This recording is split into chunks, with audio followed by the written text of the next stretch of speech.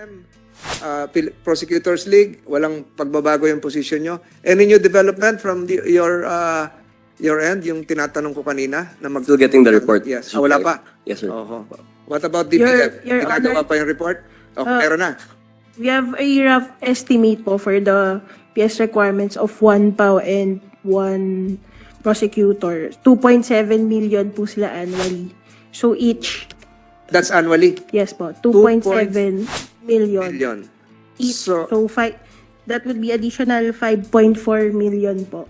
So, lumalabas, yung computation natin kanina, 11.3 million for one RTC to include MOE and capital expenditures. Now we add 2.7 million.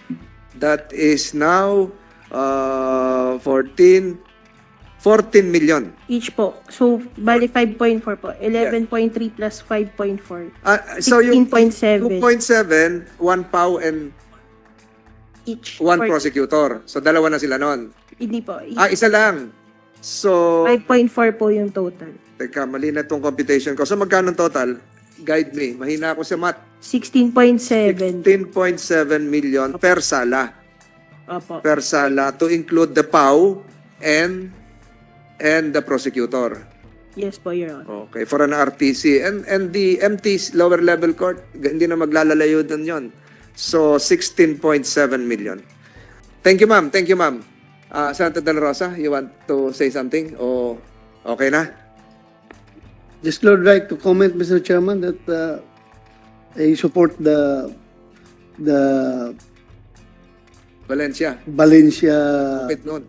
location because kung ang mga fiscal or mga judges ay coming from Davao, mas malapit yung Valencia kaysa Malay-Balay.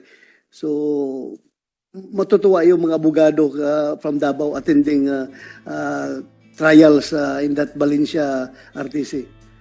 Diba? Diba, Congresswoman, ma'am? You have a supporter here in the person of Senator De La Rosa. Thank you, Mr. Chairman.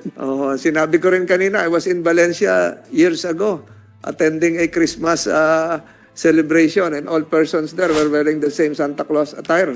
So hindi ko nakilala kung sino yung hinahanap ko. So without objection on the part of my colleagues here, the House Bill 6586 filed by Representative Larny Lavin Roque is hereby approved and the same will be referred to the plenary subject to a technical working group.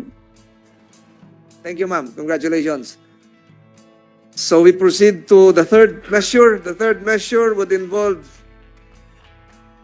in the order of attendance, Parañaque. Parañaque. Any representative from Parañaque? Unahin ko muna yung mga naghihintay mga congressman. If you would allow, pending here is Muntinlupa and then Laguna. Or ladies first. Congressman Jimmy. Unahin natin si Ate Ruth. With the permission of Congressman Fresnedi, we tackle House Bill 6588 filed by Representative Ruth Mariano Hernandez na creating 12. Marami ito 12 additional branches of the Regional Trial Court in the 4th Judicial Region to be stationed in the city of Cabuyao, one additional branch in the city, one in Los Baños, 12. So, yung computation natin kanina na 6.7 million per sala, 16.7 times 12. DBM, magkano yun? Excuse me, Your Honor. Yeah, who's trying to... Good morning, Your Honor. State Counsel Atilio for the Department of Justice. Yes, yes. Sir, I would just Is this related to my question? Yes, po, Your Honor. I would just like to clarify one of our positions on the subject at hand about the computations, Your Honor. Republic Act number 10071 which is the Prosecution Service Act of 2010, has an established ratio per sala. So for every regional trial court, there has to be 2 prosecutors. For every metropolitan trial court or municipal trial court in cities, there has to be 1 prosecutor. And for every 2 municipal trial courts in municipalities and municipal circuit trial courts, there will be just 1 prosecutor.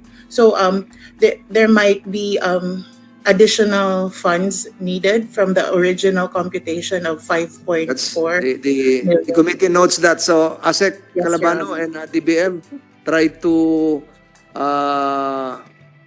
redo your math to reflect the actual 20. So tawagin ko kayo. Thank you, State Council Atilio. Thank you, Your Honor. So Congresswoman Ruth, for your introductory statement, if any. 12, ba't ang dami yung RTC sa Cabuyao? 12 additional branches of RTCs for Los Baños and Cabuyao. Congresswoman, you have the floor. Thank you very much to our Honorable Senator Francis Tolentino, also to the members of this Honorable Senate Committee, to our resource persons, distinguished guests. Magandang umaga po sa inyo at mapagpalang araw po. Una po sa lahat, thank you very much, Mr. Chair, for taking up House Bill 6588. And the said measure aims to create 12 additional branches of the Regional Trial Court in the 4th Judicial Region. The branches are to be stationed as follows: 3 branches in the municipality of Los Baños and 9 branches in the city of Cabuyao, and 1 additional branch of municipal trial court in cities to be stationed in the city of Cabuyao, all in the province of Laguna. Mr. Chair, currently RTC Branch 107 in Los Baños takes cognizance of cases emanating from 3 municipalities, Los Baños, Bae, and Calawang. I know Senator Francis, you're familiar with the towns I'm mentioning. As of July 2022, the total number of cases pending before RTC Branch 107 is 1,217, which is a far cry from the manageable caseload of 200 to 300 cases a year for a second-level court. This representation has also been informed that the calendar for that 1,217 cases would reach up to 2025. For the additional courts in Cabuyao City, the 9 additional RTC branches would address the clogged court dockets numbering at 2,836 pending cases as of the end of July 2022. The creation of an additional MTCC branch in Cabuyao City is also sought, Mr. Chair, considering the continuous increase in the number of cases in the said city. May I also share, Mr. Chair, that during the deliberations of the House Committee on Justice in the House of Representatives, the Supreme Court, through the Office of the Court Administrator, recommended the aforementioned additional number of courts based on the caseload of our existing courts. In closing, Mr. Chair, despite the collective and notable efforts in implementing alternative dispute resolution mechanisms, continuous trial of cases, and expansion of the jurisdiction of MTCs, the clogging of court dockets remains a persistent concern, limiting the people's access to court and ultimately justice. Thus, Mr. Chair and honorable members of the Senate committees, we earnestly appeal for the approval of House Bill 6588 by this august body. Again, thank you very much, Chairman Tolentino, and to all the members of the Senate Committee on Justice and Human Rights, and to our resource persons. I am appealing for the immediate passage of this bill. Again, thank you very much. Magandang araw po sa inyo. Salamat po, Governor. Salamat po, Congresswoman. Uh, I would like to clarify from the Office of the Court Administrator. 1,217 cases pending. So lumalabas 200 cases per sala. You mentioned a while ago na the ideal is 500? Your Honor, yung 500 threshold was for purposes of determining whether or not an additional regional trial court, for example, should be created.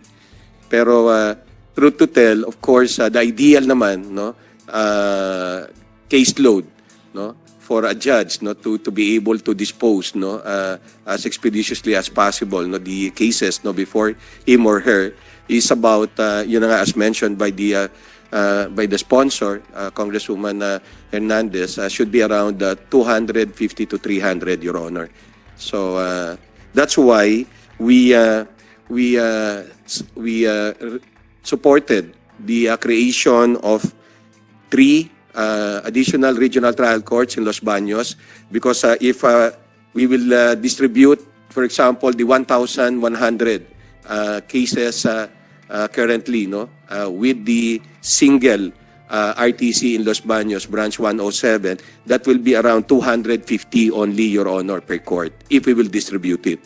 With respect to Cabuyao, Your Honor, we supported the creation of 9 to make it 10 in Cabuyao, because we, considering the caseload of 2,777, Your Honor, as of January 31, 2023.